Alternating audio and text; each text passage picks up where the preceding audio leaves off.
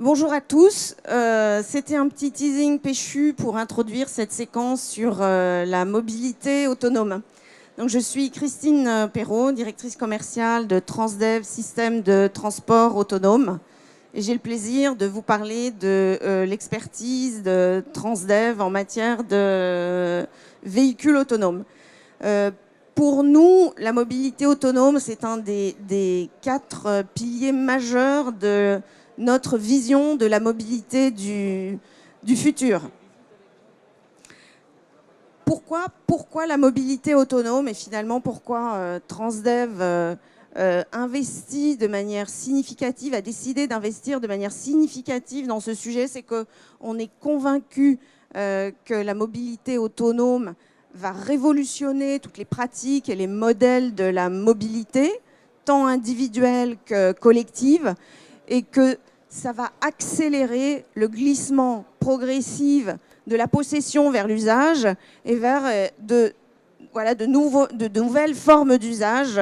On les voit, ça peut être le modèle partagé au sein de la famille, ça peut être le modèle du véhicule partagé dans l'espace, comme le sont aujourd'hui les services de taxi et de VTC. Ça peut être aussi des modèles de transport partagé dans l'espace en transportant plusieurs voyageurs en même temps.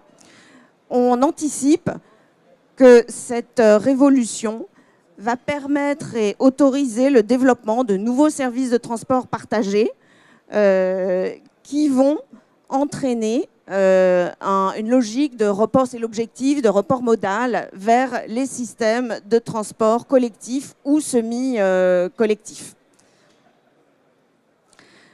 Quelques mots sur en fait, le positionnement de Transdev dans l'écosystème de la mobilité autonome. Aujourd'hui, le véhicule autonome en fait, recouvre des réalités qui sont un petit peu différentes.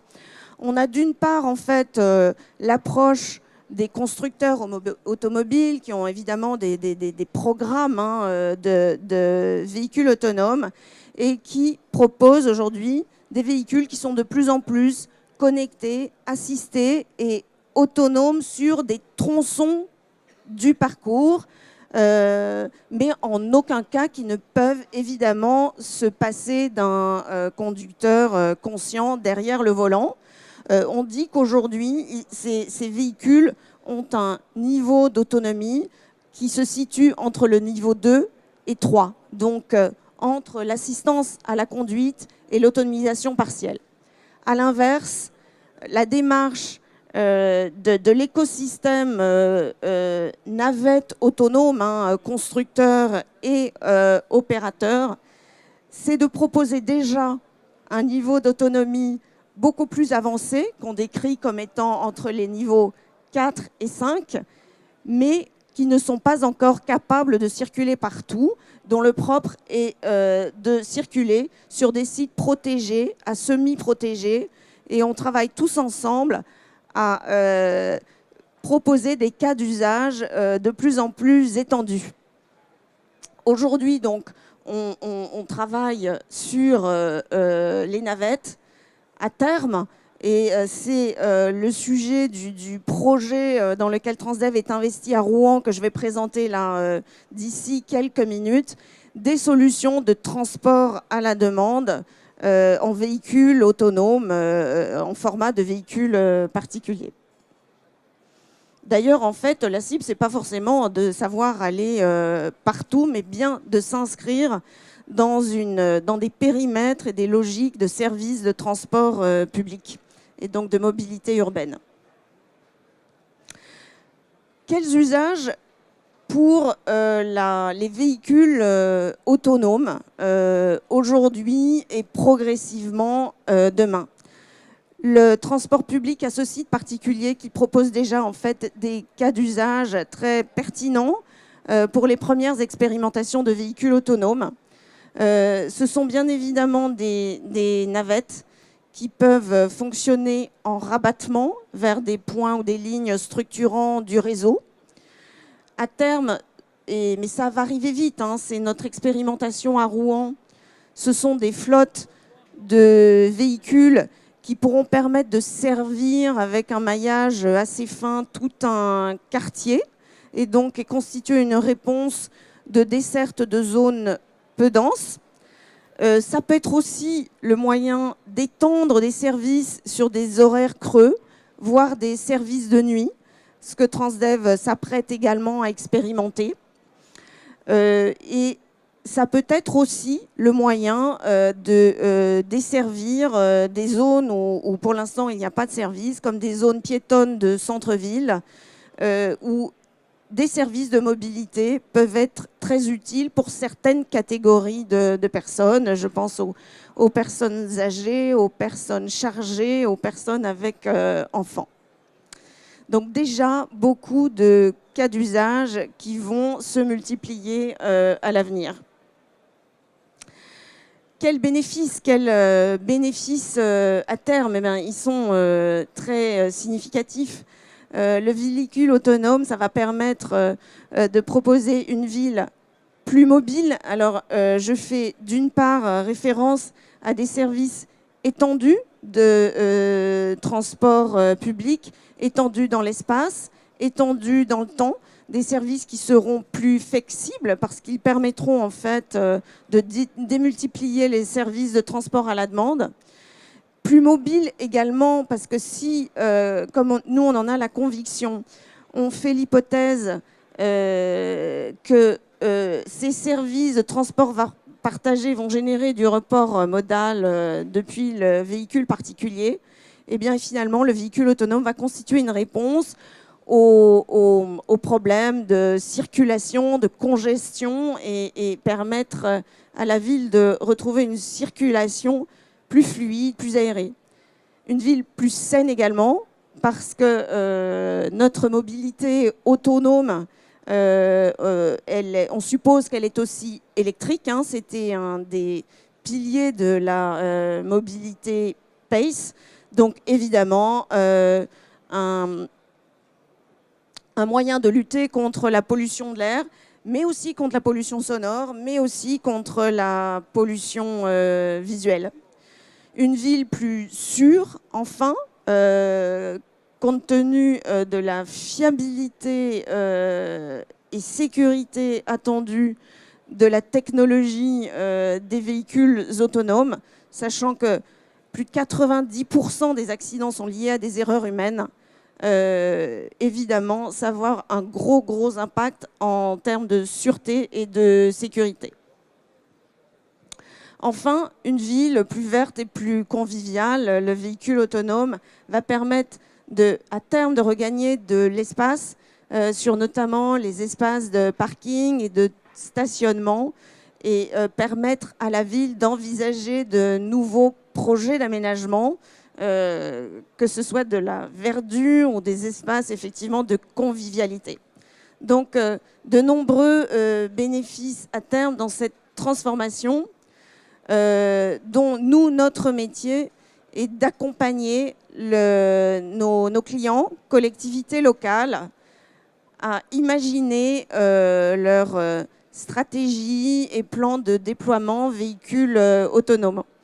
Donc, Transdev a une expertise en matière de véhicules autonomes qui est développée depuis 2005 avec une première opération à Rotterdam qui relie une station de métro à un parc d'affaires. On travaille là en collaboration avec un constructeur qui est hollandais, qui s'appelle Together. On a conduit des expérimentations à La Rochelle. On est le premier opérateur en France à avoir signé un contrat pour l'exploitation de 6 véhicules sur la centrale nucléaire de EDF de Civaux. Et on a conduit des expérimentations qui varient de quelques semaines à quelques mois sur différentes villes de France. Vous en voyez quelques-unes, mais également d'Amérique du Nord ou d'Australie.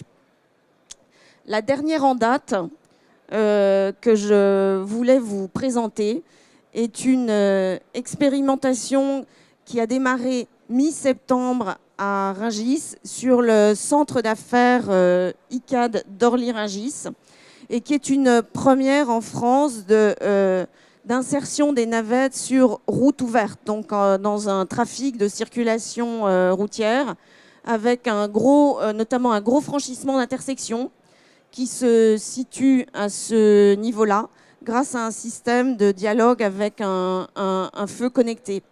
Cette expérimentation est conduite avec EasyMile. Donc, notre Transdev opère 2 navettes EasyMile sur un circuit qui fait un petit peu plus de 1 km et qui permet aux collaborateurs du site de se rendre sur le restaurant d'entreprise. Voilà. Cette expérimentation va durer 3 mois et évidemment, on invite tout le monde à aller la visiter.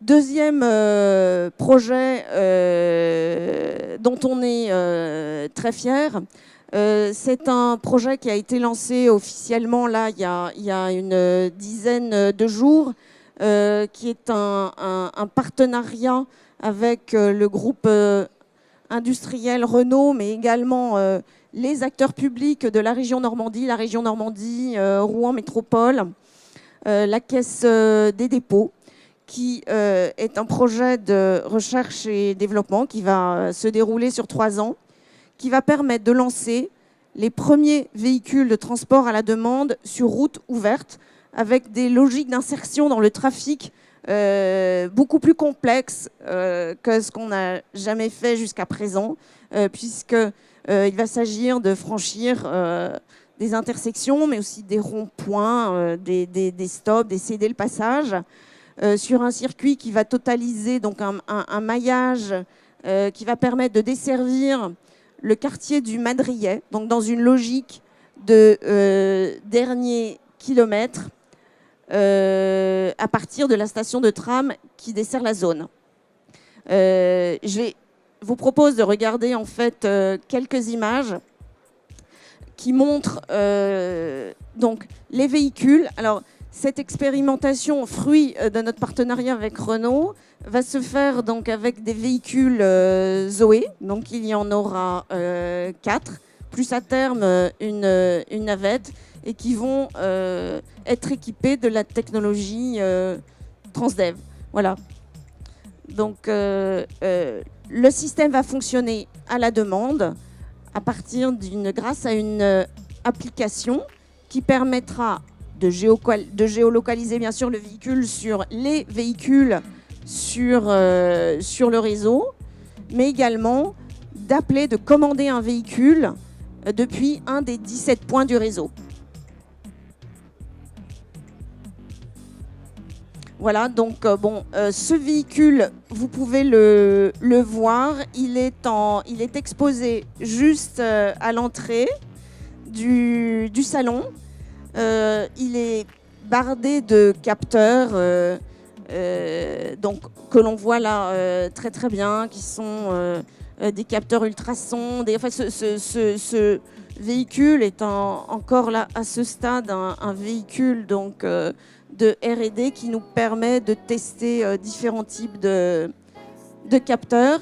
Et les premiers véhicules seront mis sur route à partir de mars 2018.